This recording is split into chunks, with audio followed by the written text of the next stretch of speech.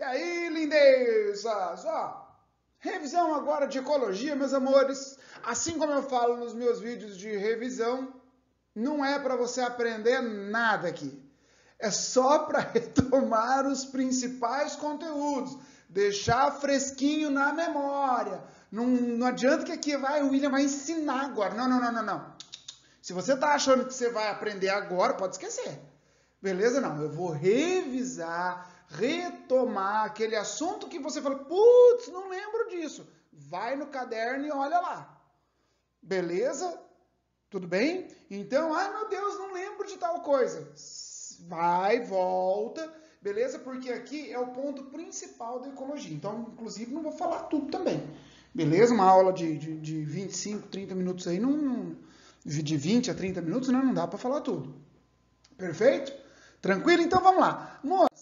Nós vamos falar sobre ecologia. A ecologia, eu costumo trabalhar ela em 8 tópicos. Beleza? William Lopes. Eu trabalho em 8 tópicos e cada um deles tem subdivisões. Vocês sabem que eu sou chato para essas coisas de subdivisão, né?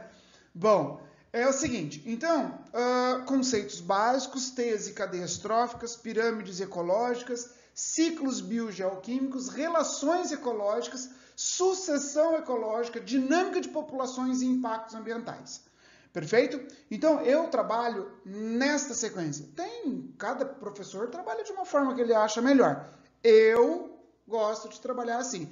Esse é o método William Lopes, o calvo de aprendizagem. Perfeito? Bora lá então. Lindeza, é o seguinte, ó, presta atenção. Conceitos básicos. Mano, não tem uma prova que não cai alguma coisa de conceito básico. Gente, ecologia despenca em prova, Enem, vestibular, prova de conhecimentos gerais, prova de conhecimentos específicos, tudo. Beleza? Cai tudo. Joia? Então, amores, aqui acontece o seguinte, ó, presta atenção no tiozinho. Então, aqui, os conceitos básicos são os seguintes. Ó que legal que eu fiz aqui. Beleza? Os principais conceitos básicos nós temos população, comunidade, biótopo, ecossistema, ecótono, hábitat, nicho e biosfera. Beleza? Então, dentro dos conceitos básicos. População, conjunto de indivíduos que vivem em um mesmo ambiente, conjunto de indivíduos de uma mesma espécie que vivem em um mesmo ambiente ao mesmo tempo. Perfeito? Comunidade é um conjunto de indivíduos de espécies diferentes, ou seja, são populações diferentes, que habitam o mesmo lugar ao mesmo tempo e mantêm inter-relações. É isso. A comunidade também, pessoal, ela pode ser chamada de biocenose e ela confere para nós... Deixa eu pegar uma caneta aqui. Oh, meu Deus! Ela é... Não gostei dessa cor, não. Deixa eu tentar aqui outra coisa. Ó, ela é o componente biótico do ambiente, é o fator biótico do ambiente. Perfeito? Agora, então, população, conjunto de indivíduos da mesma espécie, comunidade de indivíduos de espécies diferentes. Perfeito? Biótopo, bio, vida, topo, lugar. Meus amores, então, isso aqui são os componentes que não têm vida do ambiente. Beleza? São os fatores físicos e geoquímicos. Tudo bem? Aí entra umidade, tipo de solo, água, temperatura, pressão, tudo isso é biótopo. Agora, o conjunto de relações existentes entre os fatores bióticos, que é a comunidade, e os abióticos, que é o biótopo, formam o ecossistema. Lembrando que o ecossistema ele não tem um tamanho definido, beleza? O ecossistema pode ser uma bromélia que possa estar numa árvore, assim como uma floresta gigantesca, como está essa da imagem aí, beleza? Aí nós temos o ecótono, eco quer dizer casa, daí vem ecologia, estudo da casa, e tonos, tensão.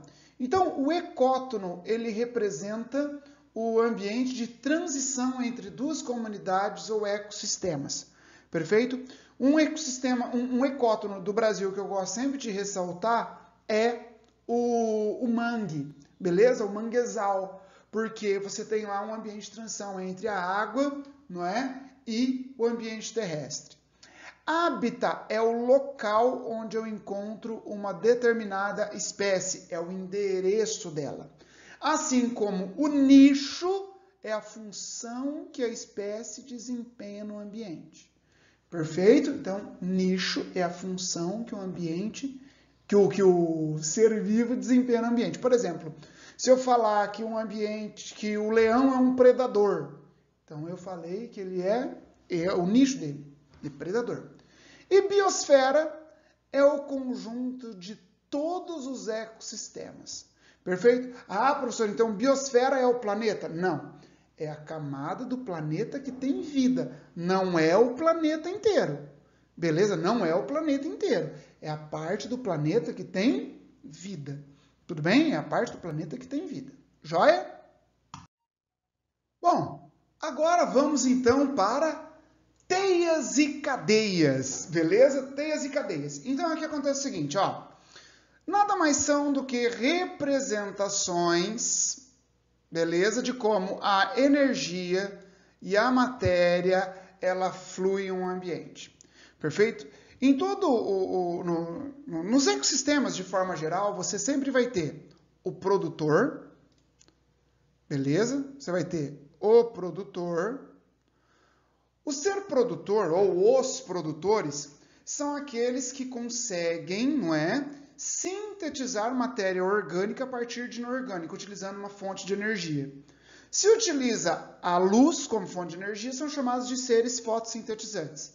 Se ele utiliza a energia química como fonte, a energia de reações químicas como fonte de energia para produzir glicose a partir de água e CO2, aí eles são chamados de quimiosintetizantes. Beleza? Então são os produtores. Os consumidores são aqueles que são heterótrofos e não conseguem produzir o próprio alimento. Beleza? É assim que funciona. E aí os decompositores são aqueles que, por exemplo, formam um sistema ao contrário do que são os produtores. Primeiro, os decompositores são heterótrofos. Então tem alguns livros que chamam eles de uma classe especial de consumidores. Perfeito? Uma classe especial. Então, se nós pensarmos assim, os decompositores, eles pegam a matéria orgânica e convertem ela completamente em matéria inorgânica. É por isso que eles são chamados de... esse processo pode ser chamado de mineralização. Beleza? Então, os decompositores mesmo, quem são? Apenas bactérias e fungos. Beleza? Somente eles podem ser decompositores. Então, o produtor, que é o primeiro nível trófico, ele serve de alimento para o consumidor primário. No caso aqui, a grama serve de alimento para a zebra. Beleza? A zebra, então, é um consumidor primário que se alimenta da grama. A leoa é um consumidor secundário. É um consumidor secundário, que está se alimentando da zebra. Então, ó, primeiro nível trófico, a grama. Segundo nível trófico, a zebra. Terceiro nível trófico, a leoa. Beleza? Então, o último nível de qualquer cadeia alimentar vai ser o dos decompositores. Perfeito? Vai ser o dos decompositores. Ele sempre é o último nível de energia. Perfeito? A matéria, lembrem-se, a matéria, ela cicla no ambiente. Porque quando esses seres aqui eles morrerem, eles serão decompostos.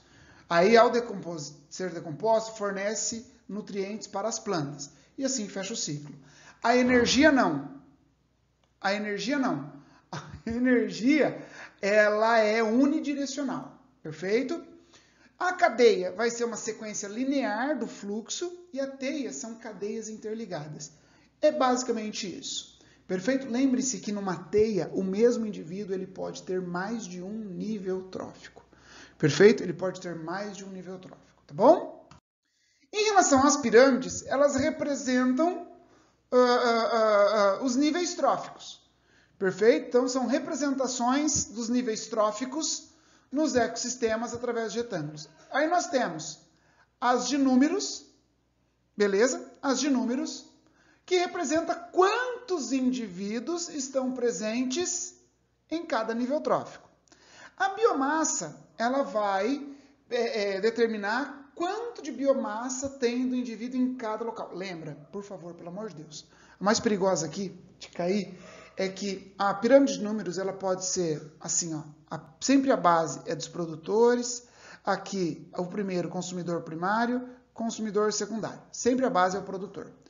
Então, se o produtor aqui é muito grande, a base ela pode ser pequenininha e depois ir aumentando.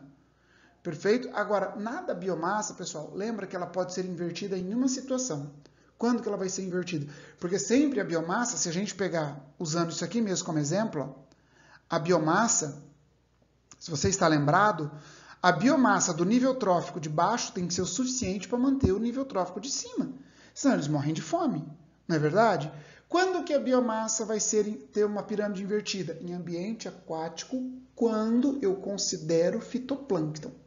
Beleza? Quando eu considero fitoplâncton e zooplâncton, você vai ter uma inversão nisso. Qualquer coisa, volta na aula de pirâmide para dar uma olhada lá. Tudo bem? Joia? E a de energia nunca poderá ser invertida, porque a energia ela é unidirecional. Perfeito? Então, são alguns toques aí em relação às pirâmides ecológicas, tá bom? Nos ciclos biogeoquímicos, nós temos aqui os principais ciclos da água, carbono, oxigênio e fósforo. O interessante é que da água, carbono e oxigênio, principalmente aqui água e carbono, né? Quem que é a força motriz do ciclo? O Sol. Por quê? Do oxigênio também, né? Porque, por exemplo, a água, ela evapora, não é? Com a força do Sol. Aí ela vai chegar a uma determinada situação, ela condensa e depois precipita. Lembre-se que no ciclo da água tem dois ciclos. O grande ciclo, que envolve os seres vivos, e o pequeno ciclo, que envolve apenas as mudanças do estado físico. No ciclo do carbono e do oxigênio, lembre-se, quem vai determinar essas concentrações, não é? É a respiração e a fotossíntese. O ciclo do oxigênio, ele pode ser o mais simples ou ele pode ser o mais complexo. Lembra que eu falei isso na aula? Por quê? Se você pegar somente o oxigênio molecular ali, simples, ele vai ser liberado pela fotossíntese, depois ele vai fazer parte dos seres vivos, aí é liberado o CO2, ele é utilizado na respiração, da respiração libera CO2, e o CO2 vai ser utilizado na fotossíntese e assim por diante. É basicamente o mesmo do carbono aqui. Joia? Só que o oxigênio faz parte da água, faz parte do fosfato, faz parte do nitrato. Então, o oxigênio ele pode fazer parte de todos os outros ciclos de vida, dos outros ciclos biogeoquímicos. O ciclo do fósforo, lembra que ele não passa para o elemento atmosférico. Perfeito? Ele não vai passar para a atmosfera. Então, ele sempre vai estar ali. Aí ele tem o ciclo geológico e o ciclo ecológico. O geológico leva milhares de anos, porque ele está preso na rocha. Beleza? Ao passo que o ecológico ele está ali ciclando entre os seres vivos e a pequena camada do solo ali. Agora, o mais importante, o mais complexo, não é que é mais importante em relação à importância por ambiente. Estou falando para provas. É o ciclo do nitrogênio. No ciclo do nitrogênio, você tem que lembrar isso daqui. Ó. Existem algumas etapas. A fixação, a nitrificação, a desnitrificação e a amonificação. Ó, vem com o tio William Lopes Ocalvo. Na fixação, é a conversão do nitrogênio atmosférico em amônia. Essa fixação ela pode ser feita por procariontes, isso na fixação biológica. Porque tem fixação por raios, que é atmosférica, a industrial, beleza? Mas nós estamos falando aqui da fixação biológica. A Rhizobium, ela forma uma associação com as raízes de leguminosas, mas existem bactérias livres no solo que conseguem fazer isso daí. E algumas cianobactérias também. Mas lembre-se, fixação são somente procariontes, porque somente eles produzem a nitrogenase, que é a enzima-chave para a fixação do nitrogênio. Perfeito? Aí, a nitrificação é o passo que vai do nitrato, da amônia, até o nitrato. Tudo isso daqui é nitrificação. Beleza? E aqui tem duas bactérias que participam do processo. As nitrosomonas, que converte a amônia em nitrito. Lembre-se, o nitrito é um componente altamente tóxico no ambiente, perfeito? E o nitrito, mas ele não acumula no solo porque as bactérias do gênero Nitrobacter utilizam ele também na sua quimiossíntese e libera o nitrato. Lembrando que o nitrato é a forma preferencial de componentes nitrogenados para as plantas. E esse passo todo aqui chama-se nitrificação. E as bactérias Nitrosomonas e Nitrobacter são chamadas genericamente de bactérias nitrificantes. Lembrando que a nitrificação é subdividida em nitrosação e nitratação. A desnitrificação, porque é o seguinte, em algumas situações, as bactérias do gênero Pseudomonas, elas utilizam o nitrato em condições anaeróbias na sua respiração anaeróbia e libera para o ambiente nitrogênio atmosférico. E temos ainda a amonificação, que é a degradação, por seres decompositores ou pela eliminação discretas, liberando amônia para o ambiente. Beleza? Então, a decomposição dos animais ou decomposição de componentes químicos liberando a amônia. Perfeito? Tranquilo? Então, esse é o ciclo do nitrogênio. Isso aqui cai pra caramba! Perfeito? Então, isso aqui é bem importante. Dentro das relações ecológicas, aqui nós temos as relações intraespecíficas, beleza? Que são aquelas relações que acontecem entre os indivíduos da mesma espécie. Quais são elas? As colônias, as sociedades, canibalismo e competição. Lembrando que colônias e sociedades, elas são harmônicas. Sociedades também são harmônicas. Canibalismo e competição são desarmônicas. Perfeito? Colônias, os indivíduos estão unidos morfologicamente e as sociedades, os indivíduos são separados morfologicamente. Em relação ao canibalismo, é quando uma espécie se alimenta de indivíduos da própria espécie. Tudo bem? E aqui a competição pode ser por fêmeas, pode ser por ambiente, pode ser por comida. Tudo bem? As relações ecológicas interespecíficas. Inter quer dizer entre, e é aqui que tem bastante. Perfeito? Essas aqui caem muito. Então, o mutualismo é quando as duas espécies têm benefício mútuo e é uma relação, teoricamente aqui, obrigatória. Beleza? A protocooperação é um mutualismo facultativo, então ela também vai ser mais.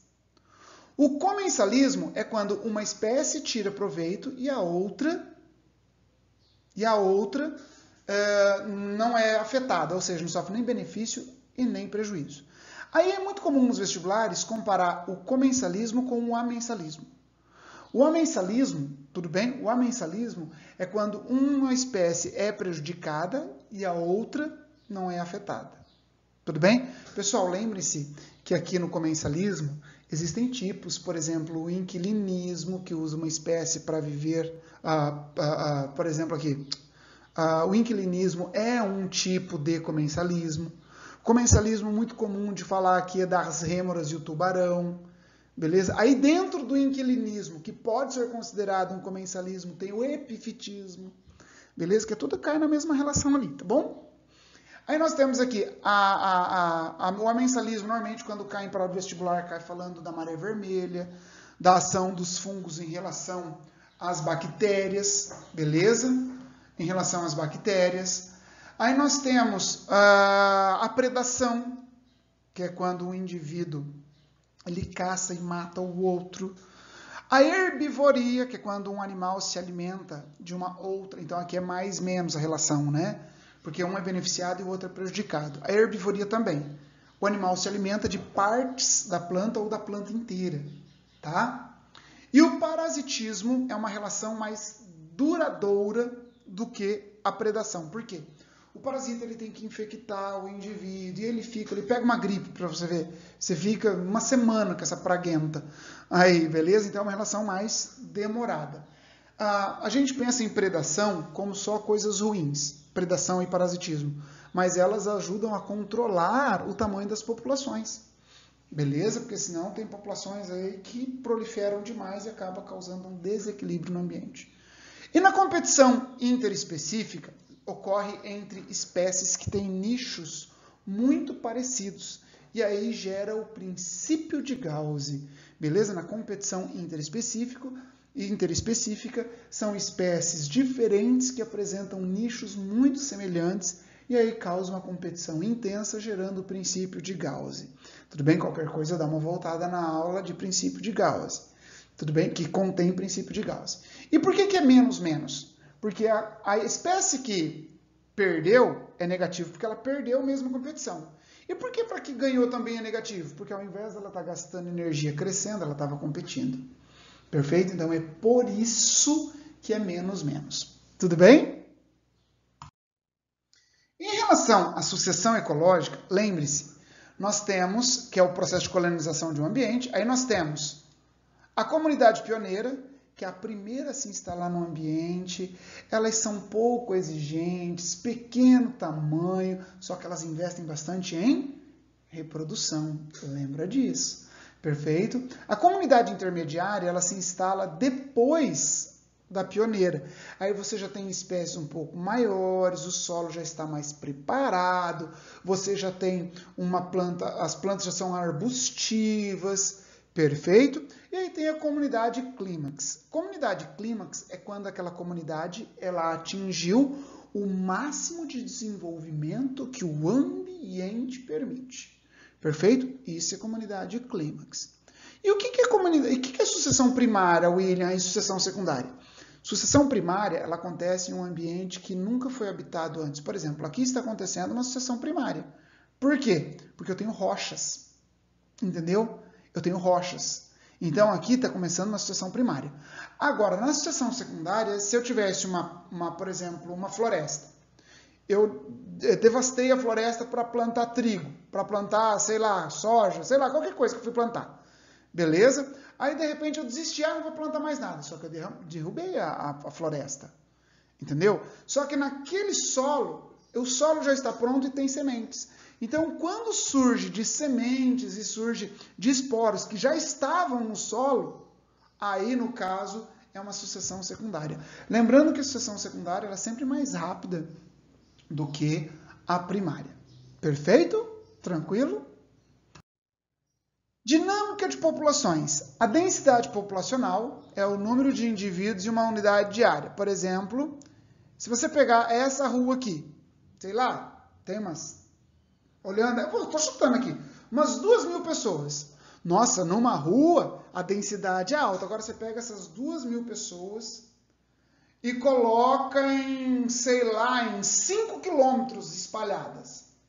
A densidade não é tão alta quanto aqui.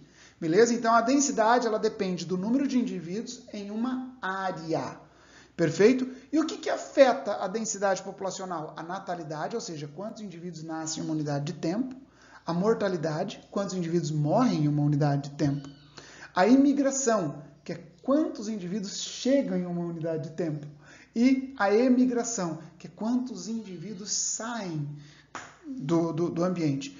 E observando natalidade, mortalidade, migração e imigração, você consegue determinar se esse ambiente pode ou não estar impactado, dependendo da espécie que está se desenvolvendo ali. Perfeito? E dentro da dinâmica tem o crescimento populacional. O crescimento populacional tem esse gráfico que cai sempre em prova. Sempre cai em prova. E tem os termos que sempre são cobrados aqui também. Por exemplo, potencial biótico. O que é potencial biótico? Potencial biótico é o máximo que deixa eu fazer aqui, ó. Potencial biótico é o quanto uma espécie consegue crescer em condições ideais. Ou seja, não leva em consideração predadores, parasitas, competidores, falta de alimento, nada disso. É o quanto ela consegue crescer em ambientes ótimos, que é representado por essa curva aqui, ó, que é uma exponencial. Resistência do meio, ao contrário, é tudo aquilo que se opõe ao potencial biótico. Ou seja, o crescimento, vai ter predador, vai ter parasita, vai ter falta de alimento, vai ter competidor.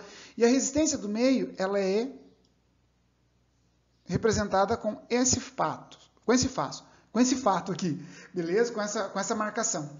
Então aqui, agora o que acontece? Essa curva, ela estava assim. Só que com a resistência do meio, então quer dizer, apareceu, então ela não vai crescer em uma exponencial, ela vai crescer nesse sentido aqui.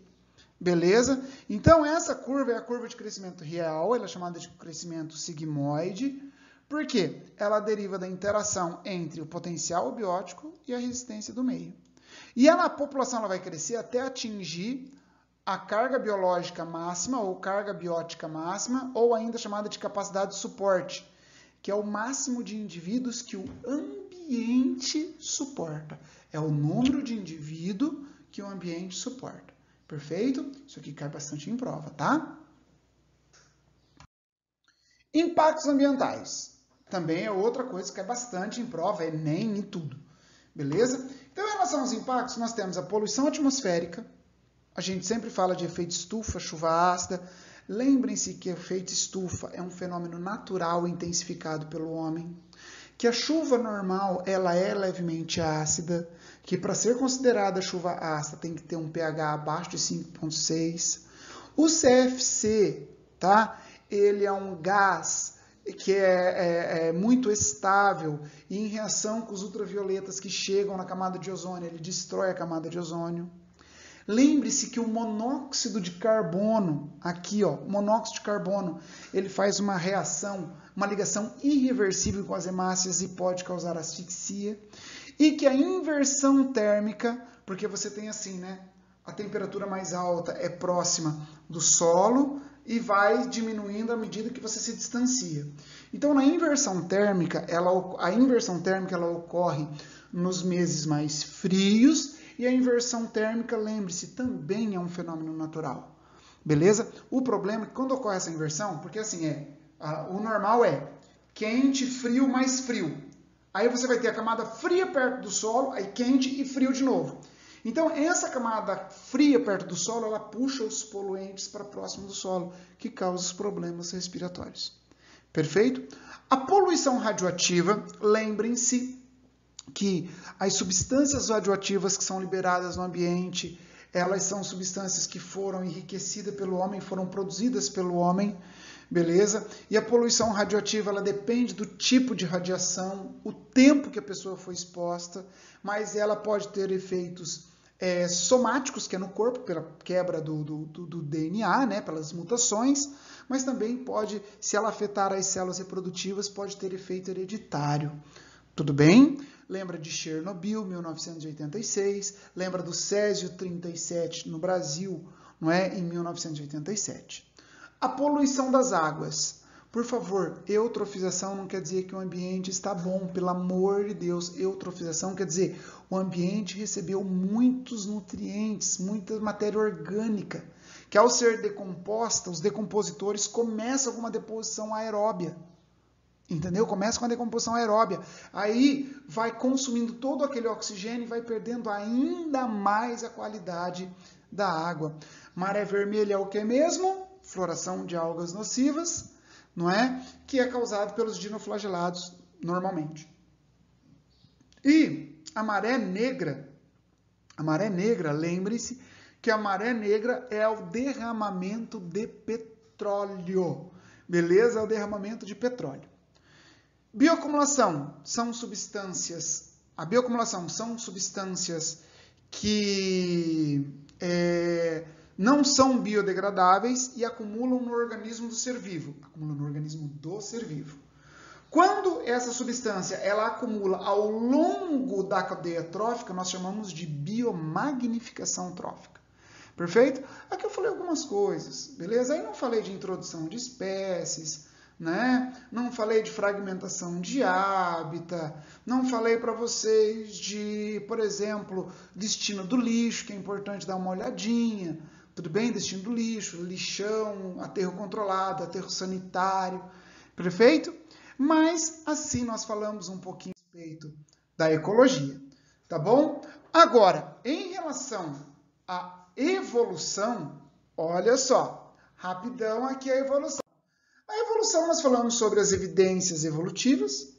Quais são as principais evidências? Os fósseis, a adaptação, a embriologia comparada, a anatomia comparada, os órgãos homólogos, não é? Evidências bioquímicas. Lembrem-se, por favor, olha só.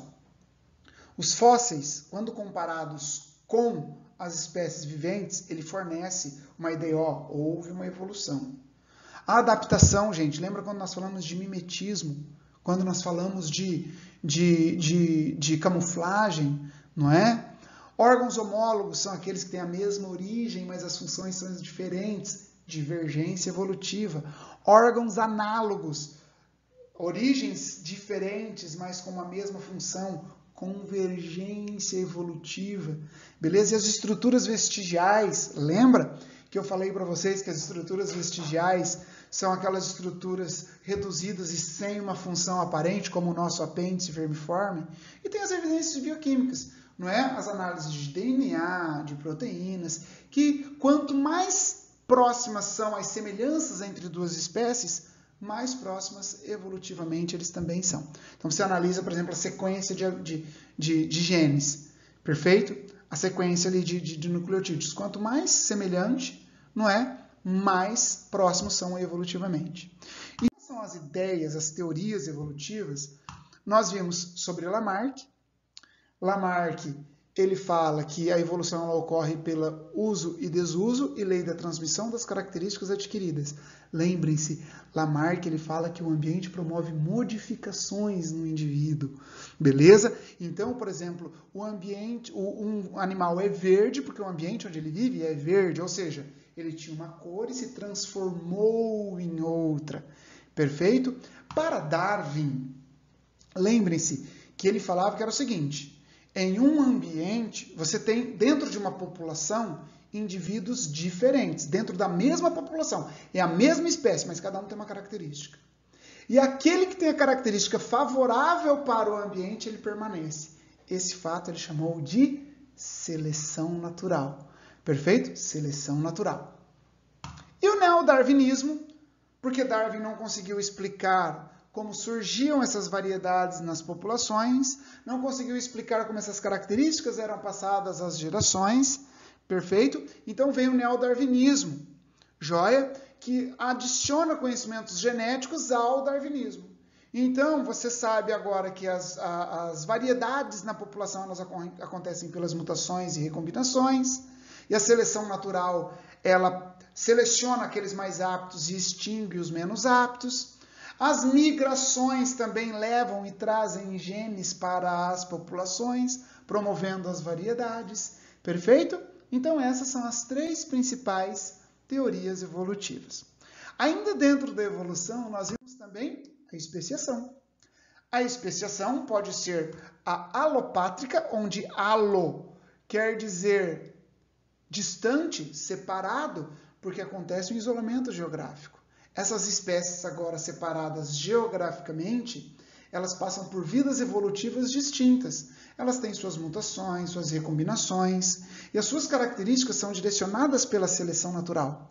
E nós vamos considerar que se formou uma espécie nova quando eu removo esse isolamento geográfico e as duas espécies não conseguem mais se reproduzir porque houve um isolamento reprodutivo. Tudo bem? E nós temos a simpátrica, que é o tipo de especiação onde não há o isolamento geográfico. Ela acontece no mesmo ambiente. Normalmente isso aqui acontece por um tipo de seleção chamada seleção disruptiva. Lembra das aulas? Perfeito? Então, assim, eu espero que eu tenha abordado com vocês alguns dos principais pontos da ecologia e evolução. Tudo bem? Espero que tenham gostado, tá bom? Um grande abraço e até mais!